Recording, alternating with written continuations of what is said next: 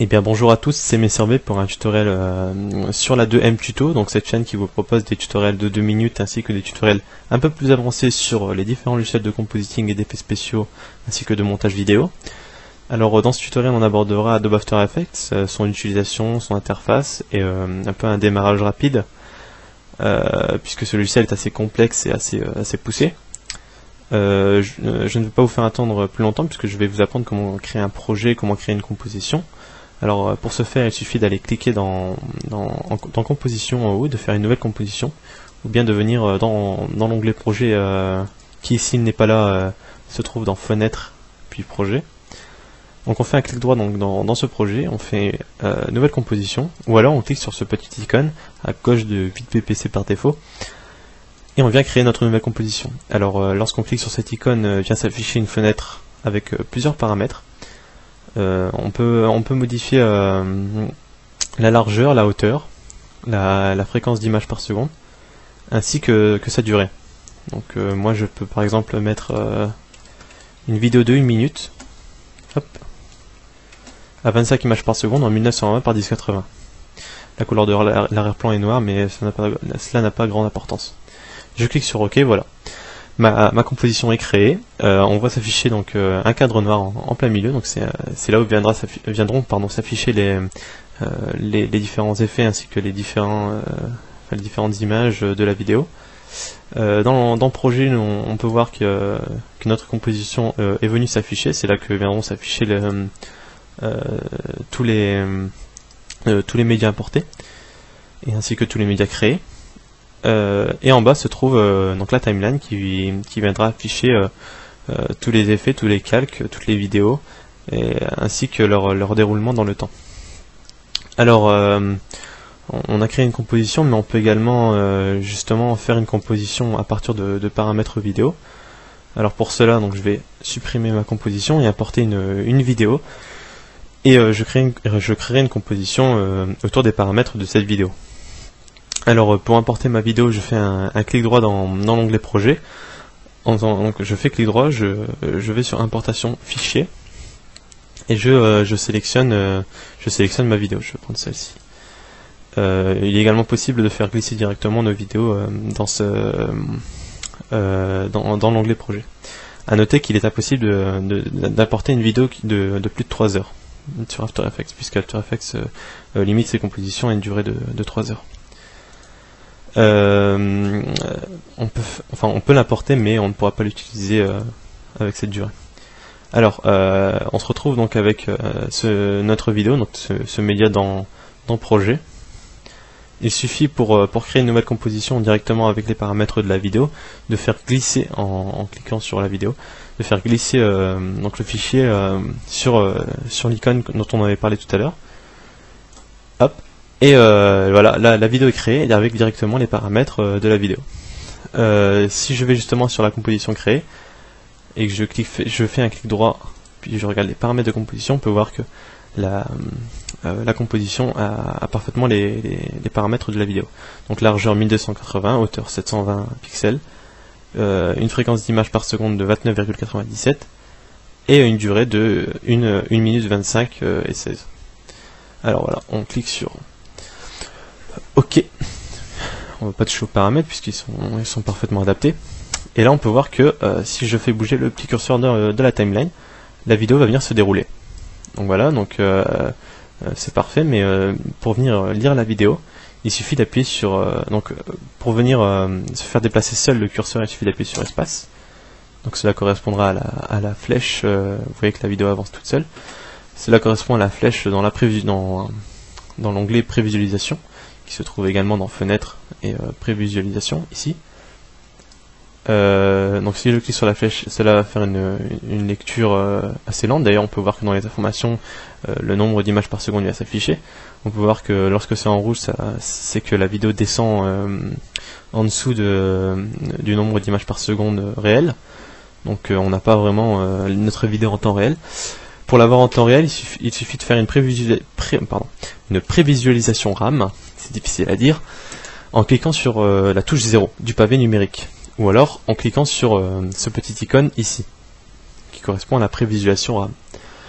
Donc là, on peut voir qu'After Effects calcule puisqu'une barre verte commence à grandir et en rappuyant sur 0 du pavé numérique, on peut directement lancer la prévisualisation.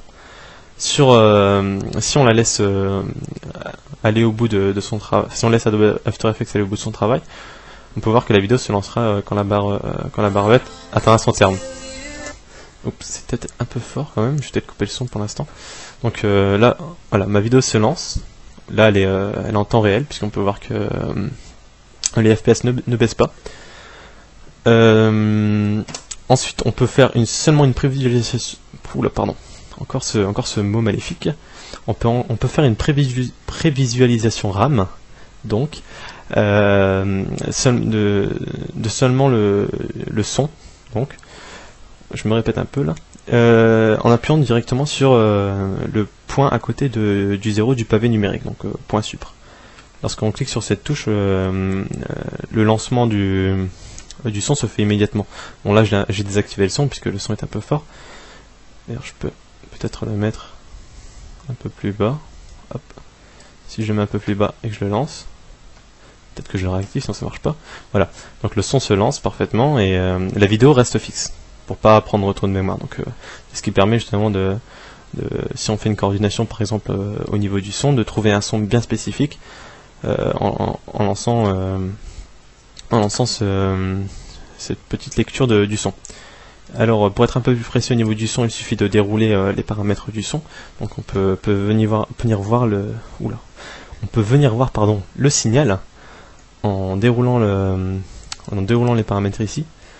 Donc je déroule pour avoir transformé plus audio, je déroule audio, je déroule signal et j'arrive sur cet ondulateur qui indique les niveaux du son, enfin le signal. Donc ce sont les niveaux du son. Stéréo bien sûr. Donc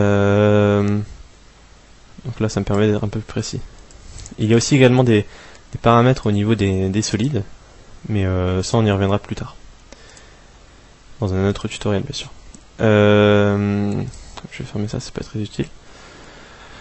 Donc ma vidéo est sur ma timeline, sur ma composition. Je peux y ajouter plusieurs effets. Donc vous voyez qu'ici il y a déjà les effets, les calques, tout ça. Mais on va d'abord s'attarder pour comment faire un rendu, puisque certaines personnes utilisent After Effects que pour ajouter par exemple un titrage ou autre. Et ensuite ils font le rendu. Donc imaginons qu'on ait déjà fait notre effet, notre titrage, notre habillage, et on veut venir faire un rendu. Donc là on va dans composition pour venir compiler le film sur d'autres After Effects. Il n'y a qu'à ajouter à la liste de rendu, donc c'est CTRL M pardon, c'est CTRL M, oui. Moi c'est un peu différent parce que je ne sais pas pourquoi d'ailleurs. Donc on sélectionne notre vidéo ou notre composition dans notre timeline et on vient mettre compiler le film ou ajouter à la liste de rendu. Là on voit certaines informations s'afficher, donc on voit paramètres de rendu, module de sortie et destination. Donc on va venir cliquer sur module de sortie non destructif, on clique sur non destructif pour venir modifier les paramètres de notre sortie vidéo. Donc alors si on veut faire un rendu on va dire assez économique et pas trop mauvaise qualité, on peut faire par exemple un rendu en WMV et donc là on verra que les paramètres vont changer automatiquement pour concorder avec le Windows Media, et bien sûr il faut venir modifier les paramètres du format. Donc alors on va mettre un débit maximum pour éviter les gros pixels qui viennent s'afficher lorsque il y a trop d'informations à l'image. Donc on met un débit maximum, une qualité d'image maximum aussi, qui correspond à 10 000 et 100. Quand on lancera notre rendu, la vidéo ne devrait pas être trop mauvaise au niveau de la qualité. Bien sûr, si on lance le rendu maintenant en cliquant sur OK puis ensuite en cliquant sur rendu, le son ne sera pas activé. Pour activer le son, il faut cocher donc cette case de sortie audio et venir dans les options de format pour modifier les paramètres. Il faut modifier le paramètre du codec puisque la qualité sera désastreuse si on laisse le Windows Media Audio Voice 9. On va mettre le Windows Media Audio 10 Professional pour avoir une qualité un peu meilleure, mais ça reste une qualité quand même assez basse, quoi. Le Windows Media est un format économique qui est très adapté pour YouTube, mais qui reste quand même un format d'assez basse qualité. Ensuite je clique sur OK je modifie la destination en cliquant pareil sur le jaune de du nom de destination. Je peux venir modifier le titre et ainsi que sa destination avec l'explorateur Windows là. C'est à peu près la même chose sur Macintosh. Je clique sur enregistrer et ensuite je peux commencer à lancer mon rendu. La barre va défiler et puis en fonction des caractéristiques de votre ordinateur, le rendu durera plus ou moins longtemps. Au niveau des différents formats, donc on a abordé le Windows Media qui est un format assez économique. On peut parler aussi du H264 qui est un des formats de plus en plus utilisé, puisque c'est un format qui est assez qui n'est pas trop lourd mais qui est également d'assez bonne qualité. Donc là on aura peut-être un débit un peu plus élevé sur l'image, mais ça reste quand même aussi parfois, surtout lors d'utilisation de lueurs assez limitées. Il y a différents formats qu'il faut utiliser lorsque vous switchez le logiciel. Par exemple, si vous voulez faire un effet sur After Effects et ensuite le mettre sur Sony Vegas ou sur Adobe Premiere Pro, il ne faut pas passer par des formats compressés comme le Windows Media ou le H264.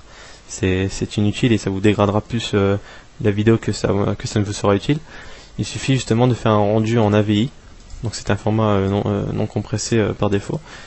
Donc en RVB ou en RVB plus alpha si vous voulez garder une transparence qui sera utilisable sur Adobe Premiere par exemple, mais qui ne sera pas utilisable sur Sony Vegas si mes souvenirs sont bons. Ou alors, donc si vous voulez l'utiliser donc sur Sony Vegas avec la transparence, il y a aussi le format séquence PNG qui sont en fait plusieurs images qui vont venir se succéder. Donc je vous conseille de créer un dossier si vous ne voulez pas être submergé par les fichiers. Et sur Sony Vegas, vous pouvez les réassembler pour en faire une vidéo de très très bonne qualité, donc la qualité ne sera pas perdue du tout, puisqu'il n'y a aucune compression. Et donc cela vous permet de switcher entre les différents logiciels. Donc là je pense que tout est dit, puisque on a créé notre composition, on a un peu fait défiler notre vidéo, on peut faire notre rendu. Donc je pense que un autre tutoriel sera créé pour vous expliquer un peu plus précisément les différents outils, surtout les outils principaux d'After Effects, donc les solides, les calques, ainsi que les effets. Et puis ensuite les tutoriels les tutoriels un peu plus poussés que cela, pour vous expliquer vraiment des effets bien spécifiques viendront par la suite. Donc certainement des effets au niveau par exemple comment créer un effet rebond, comment créer un mouvement de caméra assez fluide, des lissages de vitesse, tout ça. Donc on abordera ça le temps venu quand on sentira que les gens qui regardent les tutoriels seront prêts. Voilà. Donc je vous souhaite une bonne journée ou une bonne nuit si c'est la nuit. Et vous dis à la prochaine sur la deuxième tuto. Voilà.